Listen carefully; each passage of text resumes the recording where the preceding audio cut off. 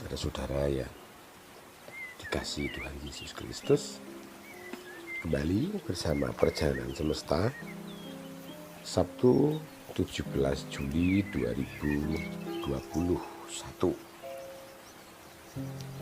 Mari bersama-sama kita menghayati sabda Tuhan di pagi ini,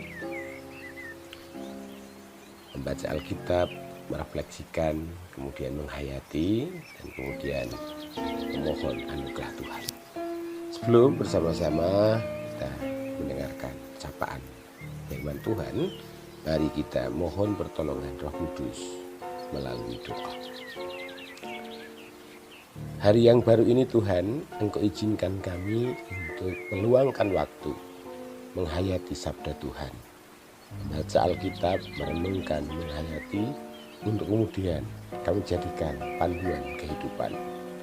Tolonglah kami, mampukan kami mengerti dengan baik dan benar. Dalam Yesus Kristus kami berdoa. Amin. Pagi ini bacaan Alkitab terambil dari cerita tentang Yesus menyembuhkan seorang buta di dekat Yeriko. Lukas pasal 18 ayatnya yang ke-35 sampai yang ke-43.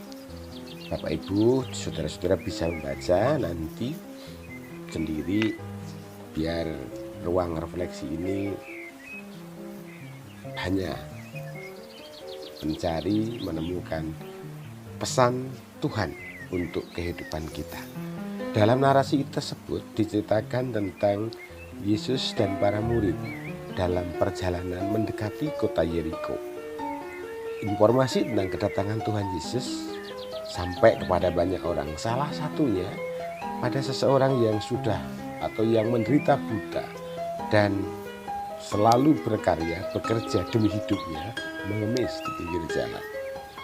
Betapa berat perjuangan si buta yang ada di pinggir jalan.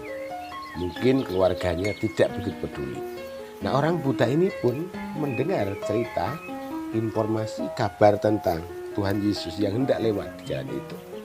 Nah, ketika dia tahu dan mendengar bahwa Yesus orang Nazaret akan lewat, dan setelah melewat, si orang buta itu berseru, "Yesus anak Daud, kasihanilah aku."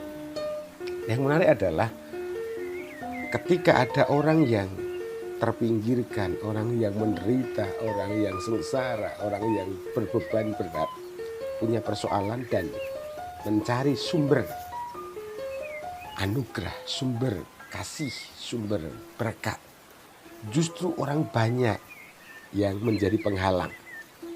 Lukas mencatat, kata orang kepadanya, "Yesus orang Nazaret lewat." Lalu ia berseru, "Yesus anak Daud, kasihanilah aku."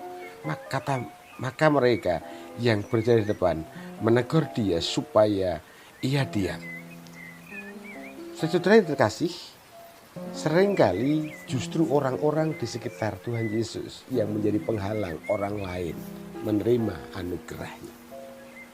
Tetapi semangat dari si sakit, orang yang buta yang dinarasikan di Lukas pasal 18 ini sangat luar biasa sekali. Meskipun ditegur, meskipun mungkin dimarahi, mungkin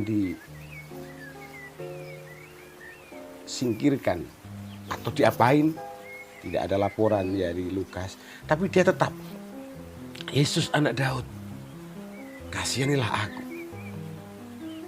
Ada iman, ada keyakinan, ada perjuangan tanpa kenal lelah, tanpa kenal malu, tanpa kenal takut.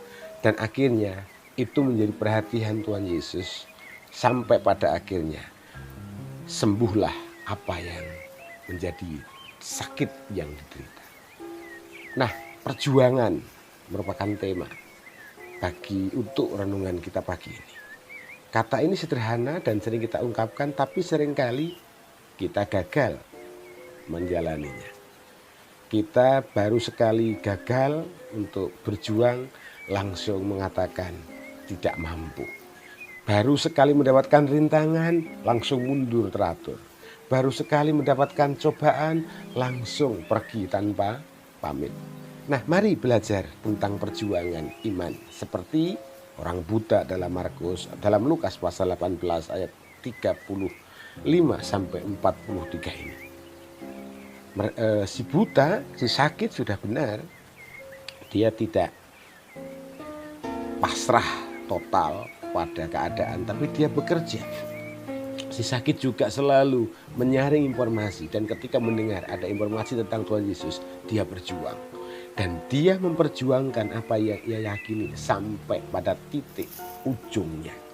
Nah, saudara-saudara yang dikasih Tuhan, spirit perjuangan ini yang perlu kita kembangkan di dalam kehidupan kita, terkhusus dalam masa pandemi.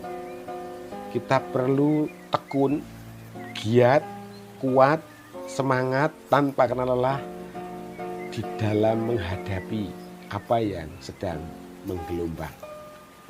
Gelombang pertama sudah selesai, tidak begitu mengerikan. Gelombang kedua, jujur harus diterima dengan kenyataan, dengan terbuka, lebih mengerikan. Tetapi semengerikan apapun, belajar dari si buta yang dilaporkan di Lukas, mari kita memperjuangkan ini. Dan perjuangan itu hanya diarahkan kepada Tuhan Yesus. Lalu kata Yesus kepadanya, melihatlah engkau, imanmu telah menyelamatkan engkau. Kalau dulu orang buta memperjuangkan imannya, ketemu dengan Tuhan Yesus, ada yang menegur, menghalangi, menghardik, mengusir. Sekarang kita juga sedang berjuang untuk menyembuhkan kehidupan di alam semesta, menyembuhkan dunia. Jangan hanya menyembuhkan diri sendiri. Mungkin kita kuat, mungkin kita tidak terpapar, tapi mari kita menyembuhkan dunia. Si buta dari Lukas tadi, ketika sembuh dia bisa melihat dunia, melihat sesama, melihat keindahan. Maka mari kita berjuang bersama, perjuangan tanpa kenal lelah untuk ikut menyembuhkan semesta ini, memulihkan semesta ini, menyembuhkan dunia dari hantaman gelombang sakit. Selamat berjuang dan mari berjuang bersama. Tuhan memberkati. Amin. Mari kita berdoa.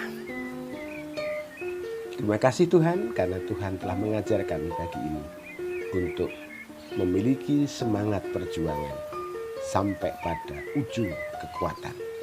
Dan perjuangan itu hanya ditujukan kepada Engkau, Sang Kehidupan Sejati.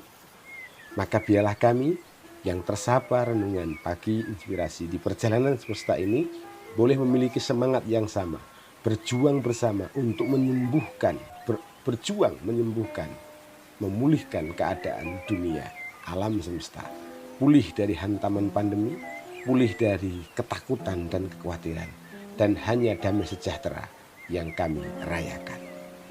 Berkati saudara kami semua dalam segala keadaan, berkatilah dengan damai sejahtera Tuhan. Dalam Yesus Kristus kami berdoa. Amin. Demikian sapaan pagi di Inspirasi Pagi di channel Perjalanan Semesta. Sekali lagi silahkan Bapak Ibu saudara-saudara untuk like, komen, subscribe dan share supaya channel ini berkembang dan bisa menjadi jalan berkat bagi siapa saja. Selamat pagi, selamat berjuang, Tuhan memberkati.